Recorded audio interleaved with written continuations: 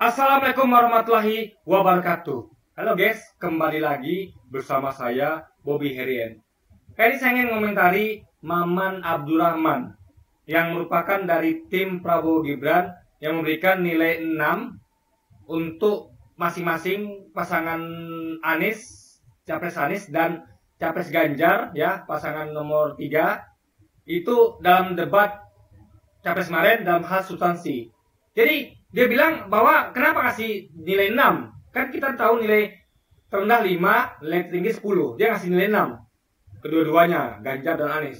Sementara untuk Prabowo dia bilang kasih nilai 9. Gini guys ya. Ini dia nggak mikir apa dia bilang kasih jawaban ini. Jadi gini guys, argumentasinya adalah dia mengatakan begini. Pas yang kampanye tuh ngecap, ngomong ngalor ngidul. Ya, contoh Pak Anies jawabannya angin. Guys, ini seterangkan gue lagi nih. Kalau dia lihat ya utuh apa yang disampaikan Pak Anies itu ngomong semua faktor yang membuat polusi di Jakarta begitu masif. Jadi justru dia kasih data yang lengkap. Ada semua faktor di situ. Bukan hanya tentang apa yang ada di Jakarta, tapi penyebab dari sekeliling Jakarta. Itu baru cerdas. Jadi bukan ngomong ngalor ngidul. Dia bukan ngomong angin yang ada di Amerika, tapi angin yang membawa polusi dari pabrik sekitar Jakarta, yaitu kayak Tangerang, Depok, kota-kota industri sekitar Jakarta lah. Kan Jakarta tuh dikelilingi oleh kota industri.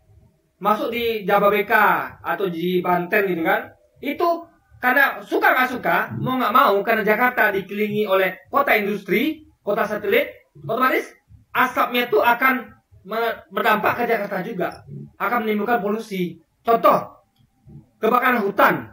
Anda bayangkan ya, Malaysia tidak mengalami polusi, tapi ketika kebakaran hutan jadi Indonesia dan kebakaran itu asap itu dibawa oleh angin, Malaysia yang tidak ada di situ kebakaran lahan kena imbasnya.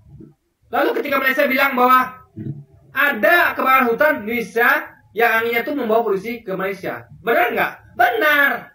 Itu esensi. Ya. Itu apa adanya. Ini di luar dari kemampuan kita. Pak Anies itu menyampaikan sesuatu yang ada di Jakarta dan di luar Jakarta, yang berhubungan semuanya. Komprehensif, lengkap, detail. Kalau orang mungkin tahunya bahwa lihat Jakarta ya Jakarta, jangan no. Suatu daerah itu akan terdampak dengan daerah lainnya. Itu namanya geopolitik. Contoh kayak Indonesia. Bagaimana Indonesia ini survive? Ya lihat dari geopolitik. Gak bisa hanya kita lihat dalam negeri, gak bisa. Kita lihat dua ke luar negeri. Keadaan kondisi Cina, Amerika, Timur Tengah. Itu kan berhubungan dengan Indonesia. Gak bisa kita lihat apa yang ada dalam negeri aja. Makanya ada namanya Kementerian Luar Negeri. Kita ngurus dalam negeri dan luar negeri. Dipetakan semuanya guys. Itu yang dimengerti oleh Maman. Ketika Anies ngomong tentang angin, dia ngomong tentang potensi dampak yang itu kan oleh kota-kota yang ada di sekitar Jakarta yang menyumbangkan polusi dari pabrik-pabriknya, dan itu membawa asap itu ke Jakarta. Itu poinnya guys. Itu tidak sampai kecerdasan seorang Maman tidak sampai situ. Dia hanya melihat angin. Guys, angin itu adalah faktor pembawa polusi diantarkan ke Jakarta. Paham ya? Bukan fokus ke anginnya, gitu loh. Ngerti nggak? Ketika Malaysia ngomong tentang kita ini tidak ada kebakaran hutan. Kita tuh yang asap putih ini, kabut ini dibawa dari Indonesia oleh angin. Nah orang fokusnya ke angin. No. Berarti ada masalah di Indonesia yang menyebabkan masalah itu terjadi juga di Malaysia. Itu guys. Orang fokusnya ke situ, bukan anginnya.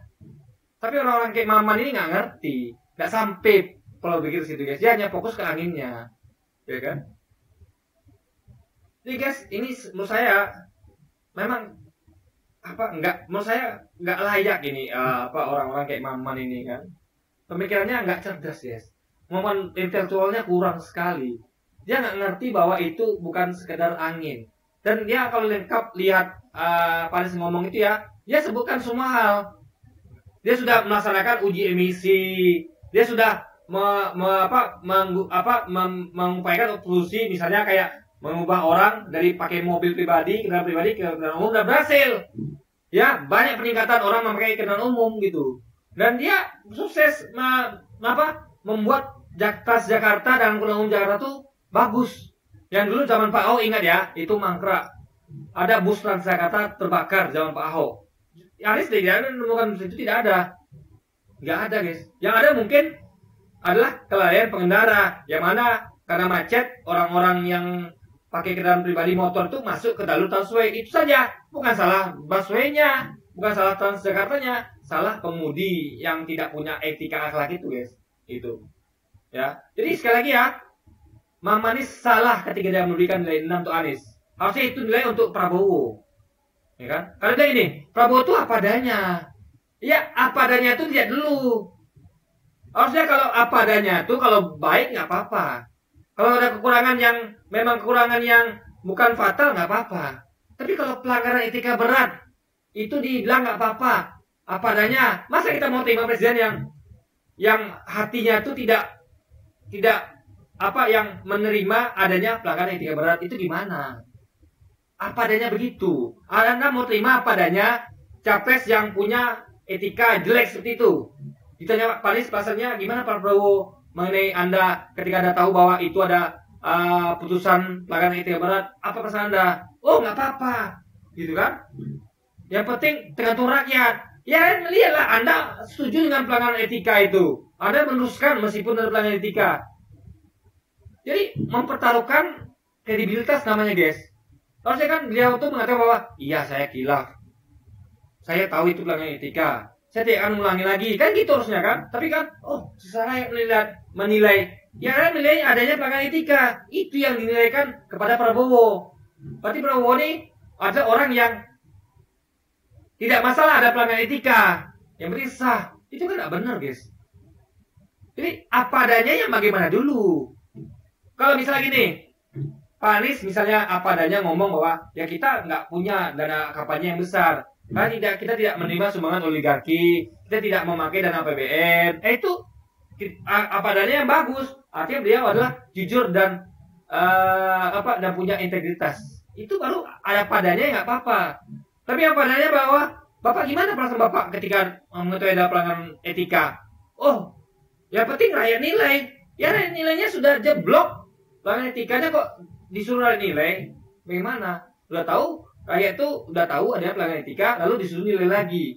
Ya sudah ada penilaian, gitu. Tinggal rakyat memutuskan dengan ada kejadian itu. Apakah rakyat bisa menerima capres yang terus jalan meskipun ada pelanggaran etika atau tidak? Itu poinnya, guys. Oke, jadi mungkin sekian dulu aja video kita tadi, guys. Dan sampai jumpa lagi di video-video selanjutnya. Dan wassalamualaikum warahmatullahi wabarakatuh, guys.